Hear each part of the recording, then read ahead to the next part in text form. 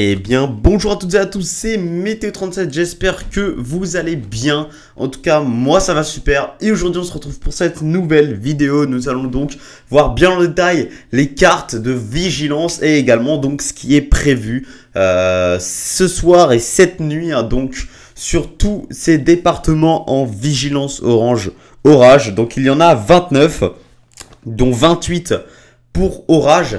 Donc, le seul département qui n'est pas en vigilance orage, c'est le Rhône, qui lui est en vigilance orange canicule, hein, avec de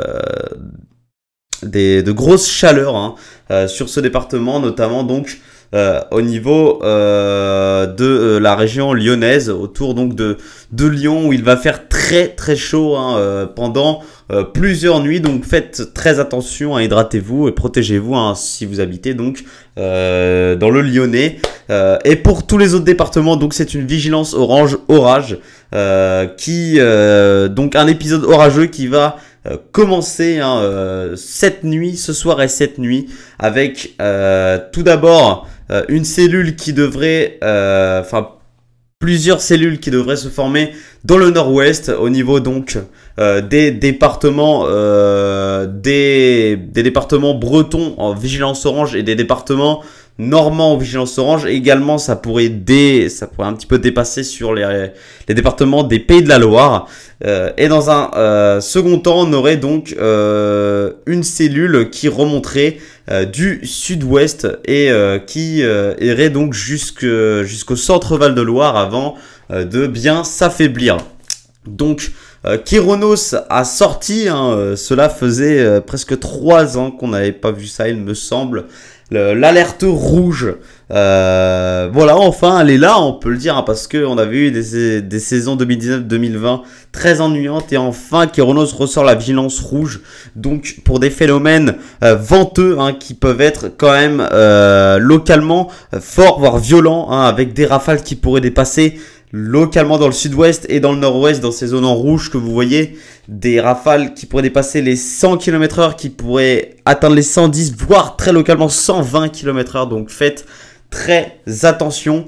On a également cette alerte rouge dans le nord-ouest à cause de la probabilité de phénomène tourbillonnaire, donc qui est entre 15 et 30%, ce n'est pas à négliger, on ne sait jamais, donc faites très attention. On aura donc également tous les autres phénomènes, des pluies abondantes, de la grêle sous ces cellules, donc il va falloir vraiment être très prudent ce soir et cette nuit, et bien ranger tout ce qui est dans le jardin, etc., parce qu'avec les rafales de vent annoncées, ça pourrait s'envoler.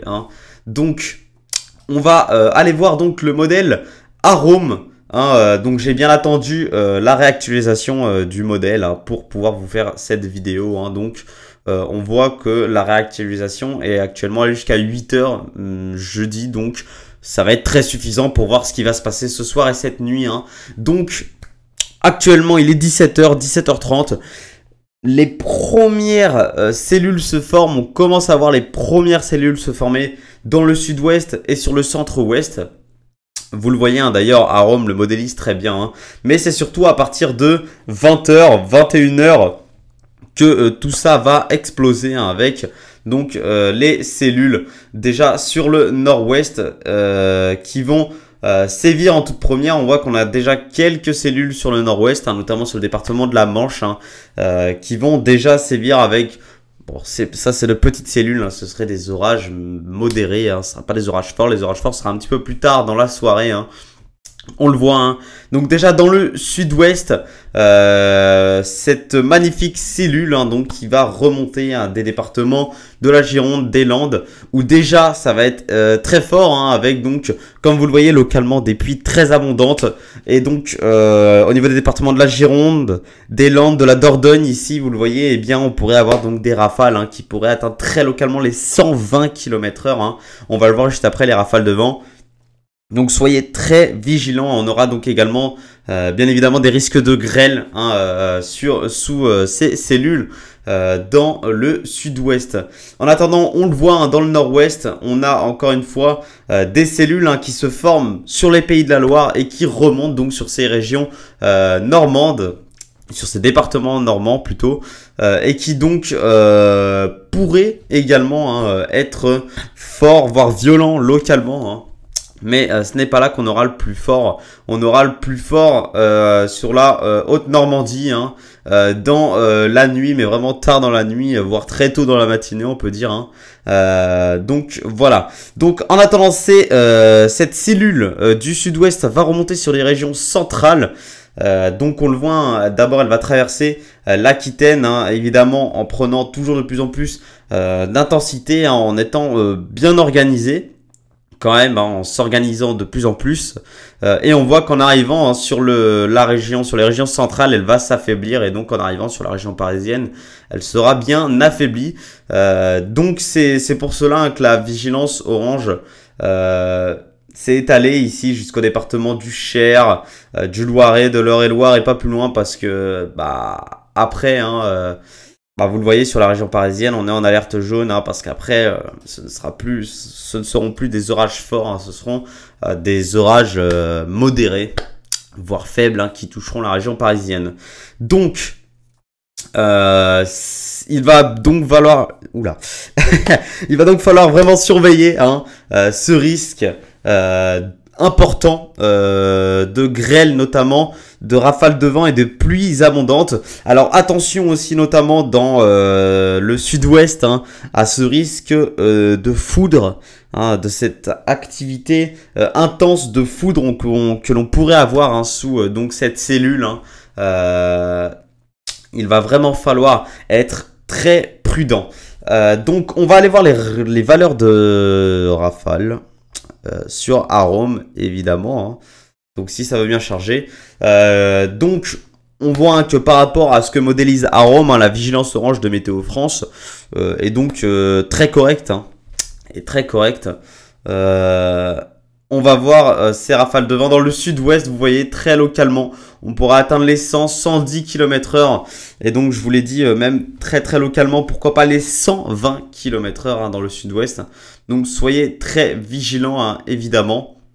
Donc alors Arome a changé, j'avais pas vu, au niveau des rafales de vent dans le nord-ouest, il modélise beaucoup moins. Après la dernière actualisation là de 17 h,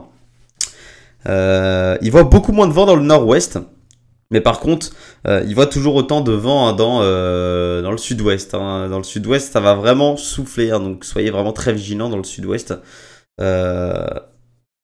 On voit que là, on a oui des valeurs très localement, donc même sur les régions centrales qui pourraient atteindre les 90 km/h.